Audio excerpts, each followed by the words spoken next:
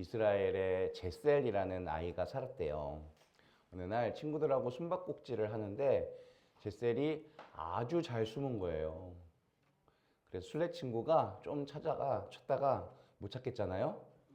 그냥 집에 가버렸어요. 말도 없이. 그렇게 한참을 숨어 있었는데 해가 지고 있는데 술래가 없는 거예요. 그렇게 눈물이 나더래요. 집으로 돌아가는데 그렇게 배신감이 들더랍니다. 울면서 집에 돌아왔고 랍비였던 할아버지가 제셀에게 말씀하세요. 그랬구나. 친구들이 그러면 안 되지. 그런데 얘야, 하느님도 마찬가지시란다. 그분이 숨으셨는데 우리도 찾지 않고 있는 거란다. 라는 말씀을 마음에 새기고 살았대요. 제셀은 어떤 사람이 됐을까요? 네, 잘 모르겠지만 좋은 사람이 됐을 거예요. 네. 술래가 숨어있는 친구를 찾지 않고 자기 편안한 집으로 돌아간다면 숨어있는 사람은 얼마나 허탈했겠어요. 하느님도 그러시대요. 마국간에 태어난 한 아기 속에 하느님이 숨으셨어요. 그리고 숨은 하느님을 발견한 사람은 성탄의 큰 기쁨을 누릴 수가 있었습니다. 누가 있었죠? 베드로와 바오로는 좀 나중에 태어났어요. 아니구나. 태어난 거 먼저 태어났구나. 네, 베드로와 바오로는 없었어. 예수님의 마국간에 누구 있었어요? 마리아, 요셉. 제일 먼저 예수님을 뵈러 온 게 누구예요? 목동들. 오늘 복음에 나오는 목동들. 목동들이 데리고 온 양들. 그리고 마국간 안에 있었던 양들, 송아지들. 그 양들이 예수님께 자리를 내어드린 거잖아요. 그 양들과 소들이 깔고 앉을 지푸라기, 그리고 그들이 먹던 밥통을 예수님께 내어드린 거잖아요. 그들이 제일 먼저 예수님을 만났겠죠. 그리고 며칠 뒤에 동방박사. 그런데 그 앞을 많은 사람이 지나다녔을 거예요. 분명히.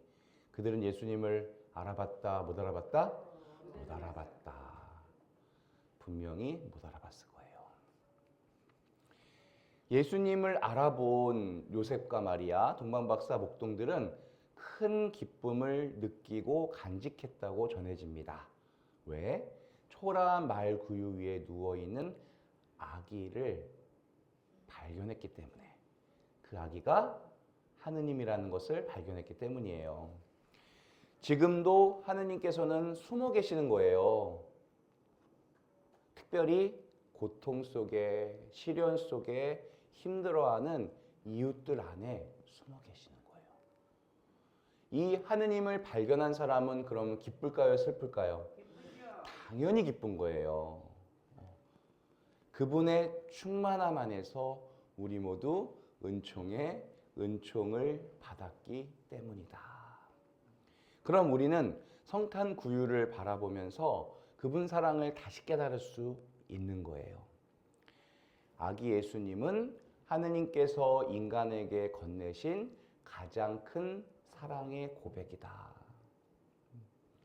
인간을 너무너무 사랑하셨기 때문에 가장 소중한 외아들을 주신 거예요.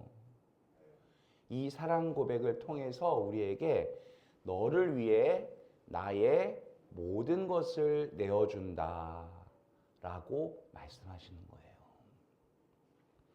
그런데 문제가 있어요. 이 사랑을 모든 인간들이 다 받아들였나요? 그럼 우리는 매일매일 순간순간 다 받아들이고 있나요? 아니라고요. 사랑은 그분이 하시지만 받아들일지 거부할지는 누가 선택한다고요? 우리가 선택한다고, 우리가.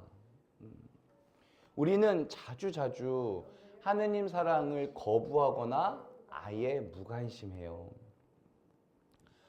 에덴 동산에서 인간이 하느님 사랑을 거부했듯이 지금도 자주 하느님을 거부해요. 이렇게 보면 사랑은 얼마나 큰 모험인 건가요? 자기 마음을 열었고 자기 마음을 줘야 하고 그 사랑이 거절당하면 얼마나 힘들까요? 그래서 사랑은 아프고 고통스러운 일이에요. 자, 그럼 그렇게 배반당하신 하느님은 인간을 다시는 사랑하지 않으셨나요? 안 그렇죠. 자존심을 내려놓고 또다시 사랑 고백을 하시는 거예요. 그 고백에 응답하는 것을 우리는 믿음이라고 합니다. 믿음은 사랑의 가장 중요한 요소예요. 우리가 부부 사이에도 연인 사이에도 믿음이 없으면 아무리 사랑한다고 말해도 소용이 없어. 그게 믿겨지지 않는데? 그래서 우리는 믿는 만큼 사랑할 수 있다. 하지만 하느님 사랑은 거짓이 있어요? 없어요? 없어. 감정이 아닌 의지로 이루어진 사랑이에요. 우리가 그 사랑을 받아들인다면 그 안에서 얼마나 기쁘고 얼마나 행복하겠어. 이걸 우리가 알아요, 몰라요? 알아. 알면서 그걸 안 해. 못 해. 마더레사 수녀님께서 길을 가시다가 한 아이가 무릎에 고름을 철철 흘리고 있었어요.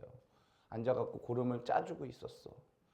그를 길을 가던 부자가 진짜 궁금해서 물었어요. 그냥 수녀님은 잘 사는 사람, 편안하게 사는 사람, 떵떵거리며 사는 사람, 그런 사람을 볼 때 전혀 부럽지가 않나요? 진짜 이런 삶에 만족하시는 거예요? 진짜 내가 궁금해서 물어보는 거예요. 라고 했더니 수녀님께서는 뭐라고 하셨냐면, 허리를 굽혀 남을 섬기는 사람은 위를 쳐다볼 시간이 전혀 없습니다. 아예 시간이 없어서 위를 쳐다볼 수가 없어요. 라고 대답을 했대요. 할아버지 랍비의 말처럼 하느님은 여전히 우리 곁에 숨어 계세요. 수녀님에게는 이 고름 줄줄 흘리는 아이가 하느님이었던 거예요.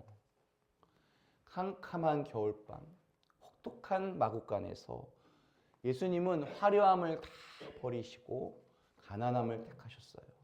겸손을 택하셨어요. 그 숨어 계신 하느님을 발견하는 게 쉬워요, 어려워요? 어려워요. 그러면 이제 우리의 선택이 중요합니다. 이 세상의 화려함과 이기심 속에 그냥 앉아 있을지 아니면 가난한 마국간으로 향할지를 결정하셔야 돼요.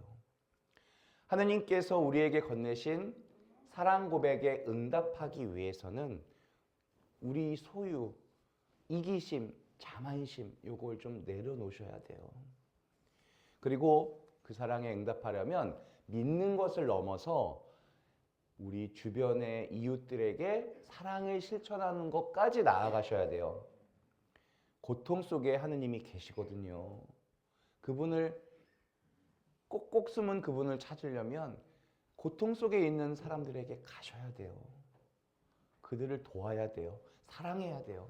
그래야 하느님을 발견할 수 있어요. 그렇게 할 때 마음을 열고 숨어 계신 하느님을 찾고 발견할 때 성탄의 기쁨은 메리 크리스마스로 끝나는 게 아니에요.